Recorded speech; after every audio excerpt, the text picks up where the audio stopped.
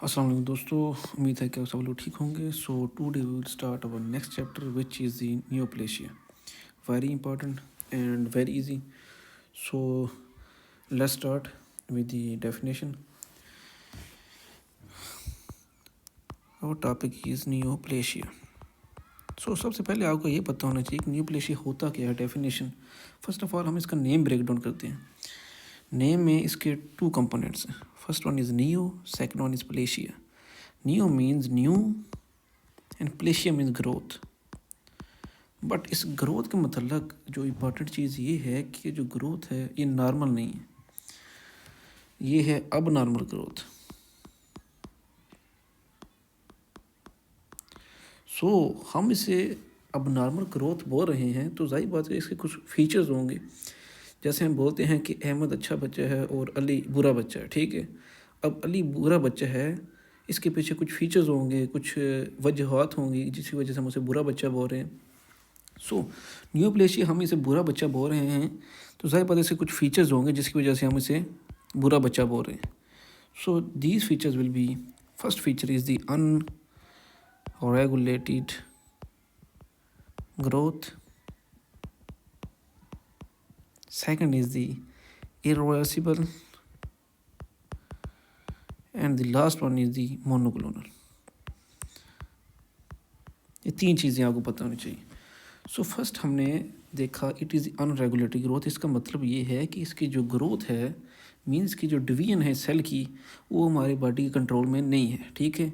ये अपनी मर्ज़ी से डिवाइड हो रहा है, एक कापी बनाए 100 कापी बनाए, लेकिन इसमें जो भी काम है वो अपनी मर्ज़ी से कर रहा है, इसके ऊपर बॉडी का कंट्रोल नहीं है, विदाउट कंट्रोल, ठीक है। सिंपल ये है। इरिवर्सिबल, इसका मतलब ये है कि ये जो है एक दफ़ा बन जाए हमारी बॉडी में, वंस फार्म्ड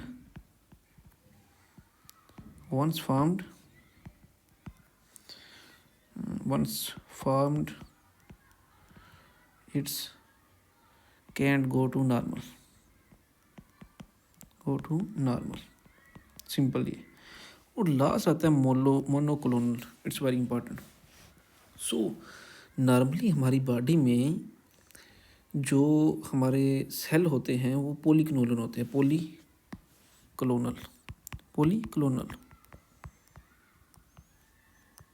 लेकिन इसमें मोनोक्लोनल होते हैं। मीन्स मोनोक्लोनल का मतलब ये है कि ऑल सेल्स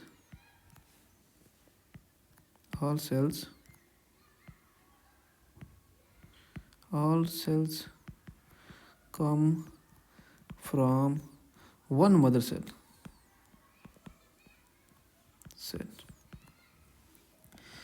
जो नॉर्मल सेल्स होते हैं वो पॉलीक्लोनल होते हैं, ठीक है। वो मदर और फादर दो जगह से आते हैं, ठीक है। लेकिन जो हमारे होंगे नियोप्लेटिक अब नॉर्मल सेल्स, इनमें जो होगी मोनोक्लोनैलिटी नज़र आएगी, ठीक है। ये आप इस तरह समझ लें कि एक क्लास है, ठीक है, उसमें एक बुरा बच्चा है, ठीक है। और उस बुरे बच्चे की 100 कापियाँ और आ जाएँ, 100 कापियाँ आ जाएँ, 200 कापियाँ आ जाएँ उस बुरे बच्चे की सेम, उनका नाम भी सेम हो, उनके काम भी सेम हो, ठीक है, उनका रवैया भी सेम हो, ठीक है, उसे हम बोलेंगे मोनोक्लोनैलिटी, ठीक है। On the other hand polyclonal में ये है कि एक क्लास है, उसमें एक बच्चा है, उसकी डिफरेंट कापीज़ बनी हैं हमारी बॉडी में, ठीक है, डिफरेंट कापीज़। और वो जो कापीज़ हैं वो डिफरेंट बिहेव कर रही हैं। कुछ जो कापीज़ हैं वो अच्छी हैं, कुछ कापीज़ हैं वो बुरी हैं, ठीक है, कुछ फिर अच्छी हैं, कुछ फिर बुरी हैं, ठीक है। सो हर एक रवैया डिफरेंट होगा। ऑन दी अदर हैंड ये जो होगा monoclonal, all the cells are same, ठीक है, उनमें फीचर सेम होंगे, उनकी जो प्रोसेस हर चीज़ सिमिलर होगी टू दी मदर सेल, ठीक है। अब आते हैं मोनोक्लोनल। ये कॉन्सेप्ट तो हमारा मौजूद है, जाहिर बात है आपके सामने सेल रखा गया है, दो तरह के सेल, एक मोनोक्लोनल और एक पॉलीक्लोनल, ठीक है। अब आपको कैसे पता चलेगा कि वेदर ये जो सेल है मोनोक्लोनल है या पॉलीक्लोनल है। सो हमारी बॉडी, हमारी जो साइंस है इसमें दो टेस्ट हम इस्तेमाल करते हैं। First one is G6PD test, ठीक है, second is the B cell test. ये हम करते हैं इन फीमेल्स, ठीक है, और ये हम करते हैं इन केस ऑफ लिम्फोमास, ठीक है, लिम्फोमास। सो G6PD टेस्ट क्या है ये आपको पता होना चाहिए। सो नॉर्मली ये होता है कि हमारी जो फीमेल होती है, ठीक है, इसमें XX क्रोमोसोम होता है, ठीक है। On the other hand male में XY क्रोमोसोम होता है, ठीक है। ये फीमेल में इसलिए करते हैं क्योंकि इनमें होते हैं 2X क्रोमोसोम, ठीक है। सो फ़र्ज़ करें हमारी बॉडी में कोई सेल है फीमेल का, ये फीमेल का सेल है, ठीक है, ये डिवाइड हुआ, ठीक है, इसकी डिवीजन्स हुई हैं, सो मल्टीपल सेल्स बने हैं, ठीक है, मल्टीपल सेल्स, ठीक है। अब होता ये है कि हमारी बॉडी में जो है रैंडम एक्स इनएक्टिवेशन होती है, ठीक है, एक्स इनएक्टिवेशन होती है, ठीक है। जितने भी सेल्स होते हैं हमारी बॉडी में फीमेल की, उनमें एट ए टाइम एक एक्स क्रोमोसोम काम कर रहा होता है, ठीक है, दूसरा इनएक्टिवेट बॉडी कर देती है। ये अब बॉडी की मर्ज़ी है कौन सा एक्टिवेट करेगी, डिपेंडिंग ऑन दी ऑर्गन, ठीक है। बॉडी फ़र्ज़ करें ये हमारी क्लास है, उसमें 10 बच्चे बैठे हैं,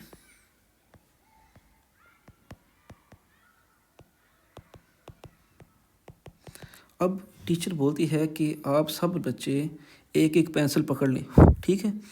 अब हमारे पास 2 पेंसिलें समझे, एक रेड है और एक ब्लू है, ठीक है।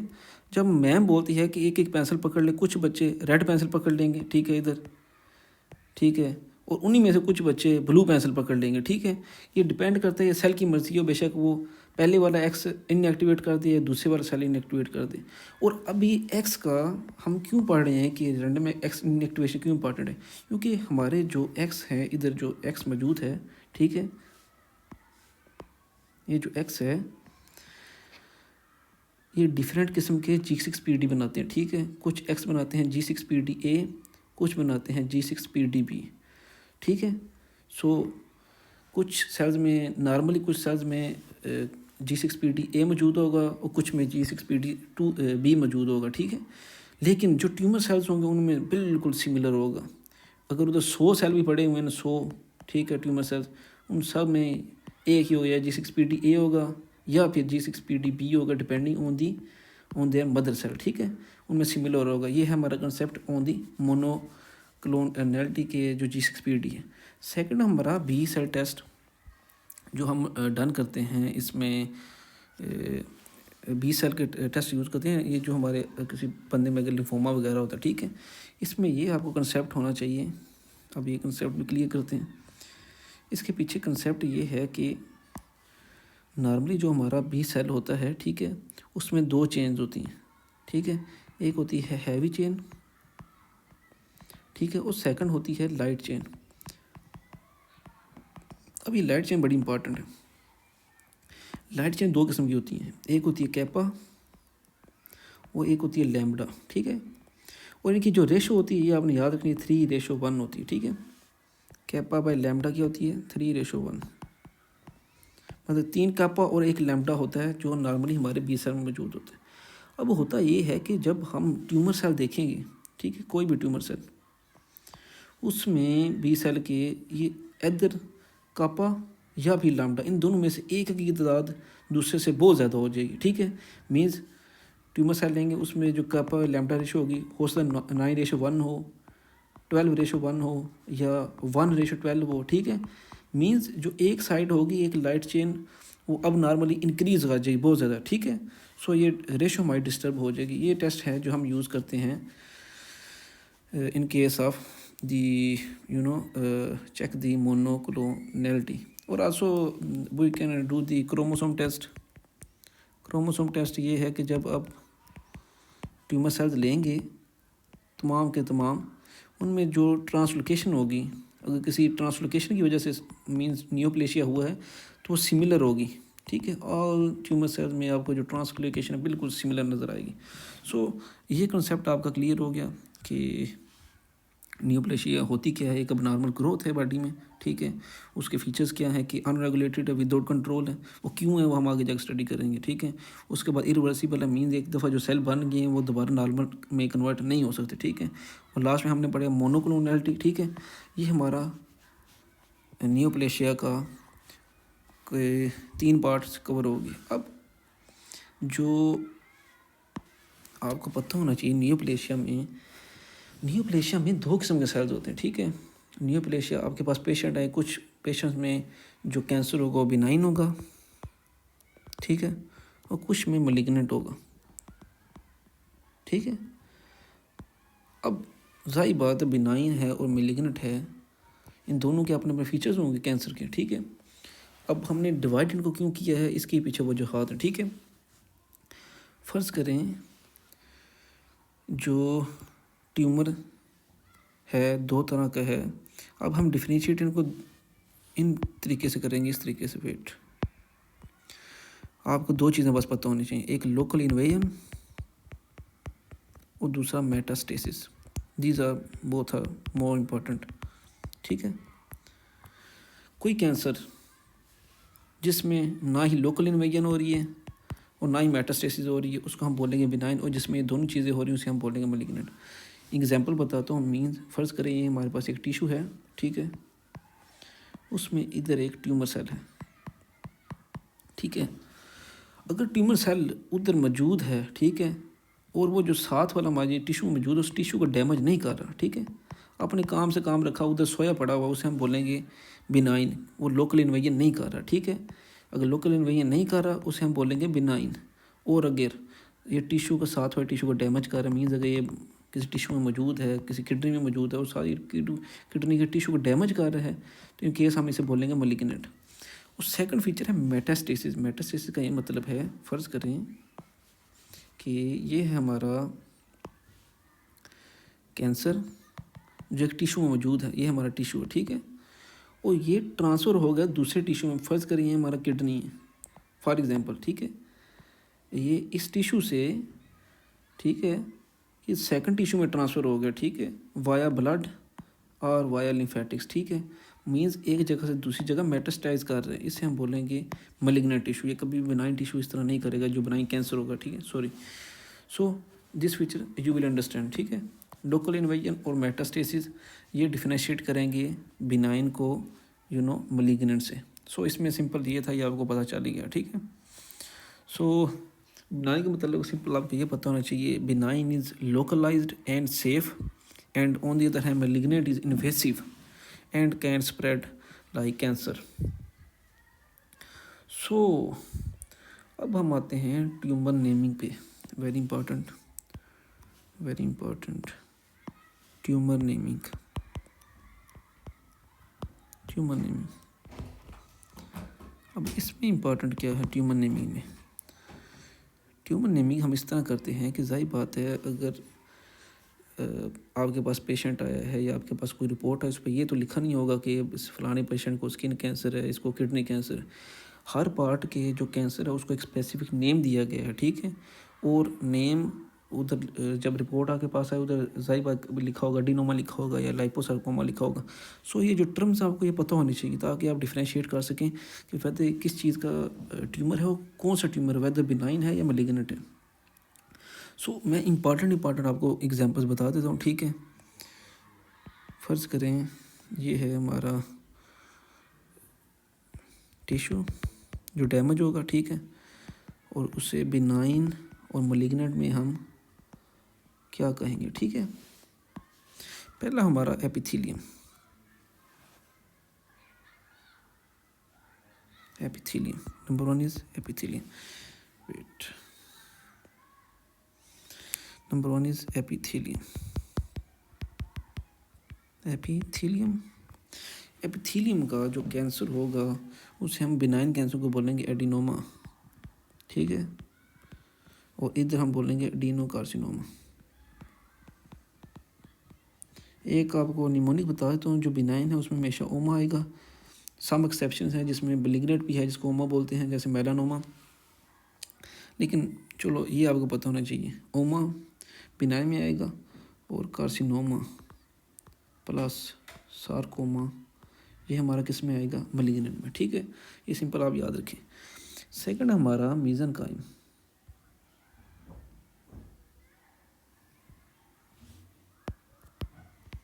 मीज़ेनकाइम, मीज़नकाइम में अगर हमारा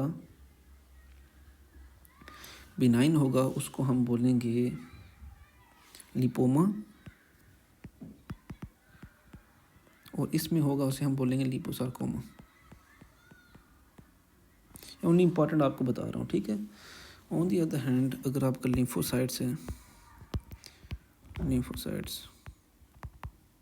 इसमें कोई बिनाइन कैंसर नहीं होता, ठीक है। इसमें हमेशा होगा मलिग्नेंट, जैसे हम बोलेंगे लिम्फोमा। ये देखें इधर एक्सेप्शन आ गई है, ओमा इधर आ गया मलिग्नेंट में, ठीक है। और लिम्फोसार्कोमा,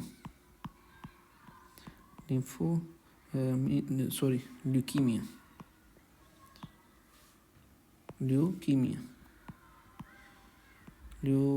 सो लिम्फोमा और ल्यूकीमिया में क्या फ़र्क है? ये हैं बोथ, दोनों मींस दोनों हैं कैंसर, लेकिन ये है कि जो लिम्फोमा एक पार्टिकुलर लोकेशन पे मौजूद है, ठीक है, और जो ल्यूकीमिया है वो हमारी ब्लड में मौजूद है, ठीक है। ब्लड में मौजूद है और जिधर हमारा ब्लड ट्रैवल कर रहा है वो साथ ही उसके मालिक्यूल ट्रैवल कर रहे हैं, ठीक है। लिम्फोमा एक पार्टिकुलर प्लेस पे मैस की सूरत में मौजूद होगा, ठीक है। अब हमारा लास्ट है जिसे हम बोलते हैं मिलेनोसाइट्स। मिलेनोसाइट्स, इसका जो बिनाइन होगा उसे हम बोलेंगे नेवस। नेवस हम अक्सर, आप जो बंदों को मुंह के तिल नज़र नहीं आता है जिसे हम नेवस बोलते हैं, वो हमारा बिनाइन कैंसर की अलामत है, ठीक है। और इसका जो मलिग्नेंट होगा उसे हम बोलेंगे मिलानोमा। देखा इधर भी एक्सेप्शन आ गई, ठीक है। सो अब हम आते हैं कैंसर की एपिडेमियोलॉजी की तरफ। ये आपको पता चल गया एपिथेलियम का जो किसी एडिनोमा और मलिग्नेंट एडिनोकार्सिनोमा, लिपोमा, लिपोसार्कोमा, लिम्फोसाइट्स का कुछ नहीं होगा, उसे लिम्फोमा और ल्यूकीमिया होगा, और मेलिनोसाइट्स में नेवस और लिम्फोमा होगा, ठीक है। अब हम आते हैं अपने नेक्स्ट वेरी इंपॉर्टेंट पार्ट की तरफ, जिसे हम बोलते हैं एपिडेमियोलॉजी। एपिडेमियोलॉजी मीन्स कैंसर तो मौजूद हैं, ठीक है। अब हमें पता होना चाहिए कि जो कैंसर हैं ये डेंजरस कितने हैं, ठीक है। इनकी अडल्ट्स में क्या काज करते हैं, और जो हमारे हैं चिल्ड्रन में इनकी जो किलिंग की तादाद कितनी है। सो इसमें जो आपको पता होना चाहिए, फ़र्स्ट ऑफ ऑल अडल्ट आप ले लें, अडल्ट्स मेल एंड फीमेल, इनमें जो मोस्ट कॉमन कैंसर है, ठीक है, मैं ये बात कर रहा हूँ मोस्ट कॉमन कैंसर, ठीक है। नंबर 1, नंबर 2, नंबर 3 आपको इस तरह याद करना है। नंबर 1 पे रखें आप ब्रेस्ट इन फीमेल्स और प्रोस्टेट इन मेल्स, ठीक है। और सेकंड पे लंग, ब्रेस्ट के पीछे क्या होता है लंग, और लंग के नीचे क्या होता है कोलोन, ठीक है। ये आपने याद रखना, ठीक है। ये होगा फीमेल्स में और ये होगा मेल्स में, ठीक है। अगर डेथ के लिहाज से पूछा जाए अडल्ट में कि कौन सी चीज़ें मोस्ट कॉमन है, कौन से कैंसर मोस्ट कॉमन है, आपने सिंपली लंग को ऊपर ले जाना, ठीक है। नंबर 1 पे आ जाएगा लंग कैंसर, सेकंड पे आ जाएगा breast in females and prostate in males, और थर्ड पे आ जाएगा कोलोन कैंसर, ठीक है। ये सिंपली आपको पता होना चाहिए। अगर आपको सवाल किया जाता है कि इन चिल्ड्रन, ठीक है, डेथ की मोस्ट कॉमन काजेज कौन सी, डेथ की पूछ रहे हैं, डेथ की मोस्ट कॉमन काजेज होंगी नंबर 1 एक्सीडेंट्स बाय एक्सीडेंट, ठीक है। दूसरे नंबर पे कैंसर, और तीसरे नंबर पे कॉन्जेनिटल डिफेक्ट्स, वो अदर हार्ट के हो या किडनी के हो, किसी बॉडी पार्ट के कॉन्जेनिटल डिफेक्ट होते हैं जो हमारी डेथ काज कर सकते हैं, ठीक है। अब हम आते हैं अपने लास्ट पार्ट की तरफ आज के टॉपिक के, जो है स्क्रीनिंग। अब स्क्रीनिंग ये है कि जिस तरह हमारी बॉडी में अगर हमारे मसला होता है लंग्स का तो हम करवाते हैं एक्सरे वगैरह, इस तरह जाहिर बात है इस कैंसर को भी अर्ली स्टेज में डायग्नोज करने के लिए कुछ टेस्ट होंगे। आपको ये पता होना चाहिए कि जब किसी पेशेंट में, ठीक है, सिम्टम्स शो होना शुरू हो जाए कैंसर की, ठीक है, उसकी जो म्यूटेशंस हैं वो 30 को क्रॉस कर जाती हैं। मोर देन जब 30 म्यूटेशंस होती हैं बॉडी में, तब सिम्टम्स अपीयर होना शुरू होते हैं, ठीक है। सो जब 30 म्यूटेशंस हो जाएंगी तो फिर जाहिर बात है उसकी जो प्रोग्नोसिस होगी वो भी मुश्किल हो जाएगी, उसकी जो ट्रीटमेंट है वो भी मुश्किल हो जाएगी, ठीक है, डिपेंडिंग ऑन दी पार्ट। सो अगर हम उससे अर्ली स्टेज में डिटेक्ट कर लेंगे, उसका मतलब ये है कि म्यूटेशन भी फ्यूअर होंगी, ठीक है, प्रोग्नोसिस भी बेटर होगी हमारी, और क्योरेबल होगा काम, ठीक है। सो कौन से टेस्ट हैं डिफरेंट पार्ट्स के, डिफरेंट बॉडी पार्ट्स के हमारे पास डिफरेंट टेस्ट हैं जो हम इस्तेमाल करते हैं to you know diagnose the this cancers. Number 1 है पैप स्मीयर। पैप स्मीयर का मतलब सिर्फ आपको ये पता होना चाहिए कि जो फीमेल होती है उसके जो सर्वक्स होता है, सर्वक्स, ठीक है, उसमें से हम सैंपल लेते हैं, ठीक है, इस टेस्ट के थ्रू, ठीक है, और उसमें हम डायग्नोज क्या करते हैं, डिस्प्लेशिया। अगर वैसे कोई डिस्प्लेशिया वगैरह हो, ये हमने पहले भी पढ़ा है कि हमारी बॉडी में जब भी पैथोलॉजिक और मींस रिकरेंट और लॉन्ग टर्म होगा हाइपरप्लेशिया और मेटाप्लेशिया, ये काज करता है डिस्प्लेशिया, ठीक है, डिस्प्लेशिया। और डिस्प्लेशिया आगे लीड करता है किस चीज़ के, आगे कैंसर को लीड करता है, ठीक है। सो अगर हम डिस्प्लेशिया में किसी चीज़ को पकड़ लेंगे तो हम उसे कैंसर होने से बचा सकते हैं, ठीक है। सिंपल आपको ये बस पता होना चाहिए। पैप्स में किस में करते हैं, सर्वक्स में करते हैं।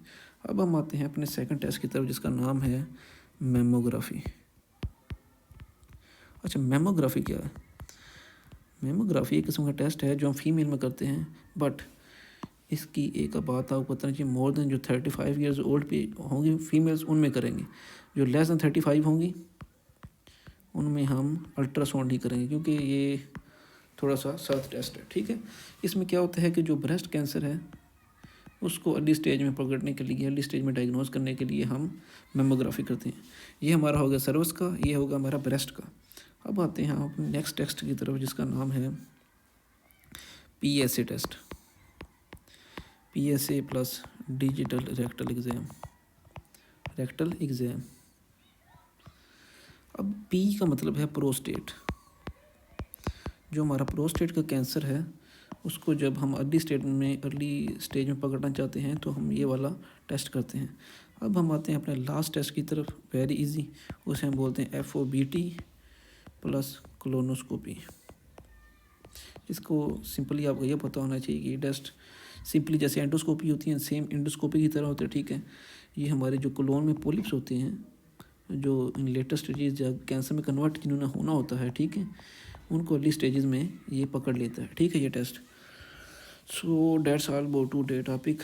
अब हम समरी डिस्कस करते हैं, ठीक है, और मैं आपको साथ नोट्स बनाने की कोई ज़रूरत नहीं है, ठीक है। मैं वीडियो की डिस्क्रिप्शन में तमाम ये जो नोट्स हैं डाल दूँगा, आप उधर देख के जो भी नोट्स बनाना चाहे बना सकते हैं ईजिली, ठीक है। जो समरी है आज के टॉपिक की उस पर हम आते हैं। समरी वेरी इजी, सो आपका पूरे का पूरा टॉपिक रिवाइज हो जाए। पहले हमने स्टडी किया नियोप्लेशिया, ठीक है, नियोप्लेशिया सिंपली क्या है, न्यू अबनॉर्मल ग्रोथ, ठीक है, जिसके फीचर्स क्या थे, अनरेगुलेटेड थी, ठीक है, इरिवर्सिबल थी, ठीक है, और क्या थी, मोनोक्लोनल थी, ठीक है। मोनोक्लोनल का आपका टेस्ट कौन से हम इस्तेमाल करते हैं, फर्स्ट हम ये इस्तेमाल करते हैं G6PD का, और दूसरा B सेल का, और हम यूज़ करते हैं क्रोमोसोम टेस्ट, ठीक है। उसके बाद हमने पढ़ा बिनाइन वर्सेस मैलिग्नेंट, ठीक है। इसके मतलब सिंपल आपको ये पता होना चाहिए कि बिनाइन है, ठीक है, और ना ही इन्वेजन करता है और ना ही मेटास्टेसिस करता है। ऑन दी अदर हैंड जो होगा हमारा मैलिग्नेंट, M से याद रखें, वो मेटास्टेसिस भी करेगा, ठीक है, और इन्वेजन भी करेगा, ठीक है। अब हम आते हैं थर्ड की तरफ, ठीक है। थर्ड हमारा है, हमने स्टडी की कि मोस्ट कॉमन कैंसर कौन से हमारी बॉडी में, ठीक है, मोस्ट कॉमन कैंसर, वो सिंपल आपको पता होना चाहिए, ब्रेस्ट, प्रोस्टेट, देन लंग्स, उसके पीछे लंग्स होते हैं हमारे ब्रेस्ट के पीछे, उससे नीचे हमारा कोलोन होता है, ठीक है। अगर डेथ का पूछेंगे, डेथ के लिहाज से कौन से कॉमन है, फिर जो लंग्स है नंबर 1 पे आ जाएगा और ये ब्रेस्ट ये दूसरे नंबर पे आ जाएंगे, ठीक है, डेथ के लिहाज से, ठीक है, डेथ के लिहाज से, ठीक है। और अगर पूछा जाए चिल्ड्रन में डेथ कौन करवाता है, सबसे पहले हमारा एक्सीडेंट्स हैं, ठीक है, सेकंड में हमारा क्या है, कैंसर, और नंबर 3 पे हमारा क्या है, कॉन्जेनिटल डिफेक्ट्स, ठीक है। ये हो गई हमारा अप टू दिस। अब हमने जो लास्ट हमारी था उसमें हमने स्टडी किया हमारा जो था, हमने स्टडी किया वो था हमारा स्क्रीनिंग में आपको सिंपल ये टेस्ट पता होने चाहिए। फर्स्ट है हमारा पैप स्मीयर, वेरी इंपॉर्टेंट। सर्वक्स में करते हैं, ठीक है, फीमेल की सर्वक्स में से सैंपल लेते हैं, ठीक है, एपिथेलियम का। सेकंड लेते हैं हमारा पैप स्मीयर के पास बाद जो था हमारा था मेमोग्राफी, ठीक है। थर्ड पे था हमारा प्रोस्टेट का test PSA plus digital rectal exam होगा, और चौथा था हमारा कोलोनोस्कोपी, ठीक है। ये आपको पता होना चाहिए जो 4 टेस्ट है। सो that's all about the nucleus, simple आपको बस ये पता होना चाहिए, ठीक है। और अगर आपको वीडियो हेल्पफुल लगे तो अपने क्लासमेट के साथ शेयर कीजिए, सब्सक्राइब कीजिए चैनल, और up to the next video, good bye.